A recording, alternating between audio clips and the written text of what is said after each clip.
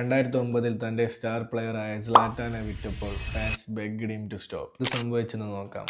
Inter were dominating in Italy. പക്ഷേ യൂറോപ്പിൽ ഒന്നും നടക്കുന്നുണ്ടായിരുന്നില്ല. ഓണർ ഹാഡ് വൺ ഗോൾ, അതായത് ചാമ്പ്യൻസ് ലീഗ് ജയിക്കുക. ഫോർമേഷൻ ഉണ്ടാക്കി, പുതിയ പ്ലേയേഴ്സിനെ വാങ്ങി, പക്ഷെ എന്നിട്ടൊന്നും റിസൾട്ട് ഉണ്ടായില്ല.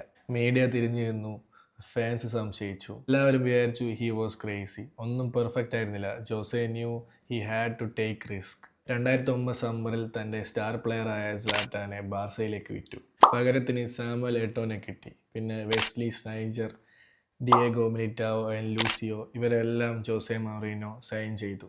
ആ സമയത്ത് ഇവരൊന്നും ചാമ്പ്യൻസ് ലീഗ് ജയിക്കുന്ന ഒരു പ്ലെയറായിട്ട് കണക്കാക്കിയില്ല, അറിയപ്പെട്ടിരുന്നില്ല. ബാക്കി ആരും കാണാത്തത് ജോസെ കണ്ടു. ആ സീസണിൽ ക്ലിക്കായി. പെപ് ഗോർഡിയോളയുടെ ഓൾ ടൈം ബെസ്റ്റ് ബാർസലോണ ടീമിനെ എലിമിനേറ്റ് ചെയ്തു. പെട്ടെന്ന് എല്ലാവരും പെരാന്തൻ എന്ന് പറഞ്ഞ ആൾ സഡൻലി ബിക്കെയിം ജീനിയസ്.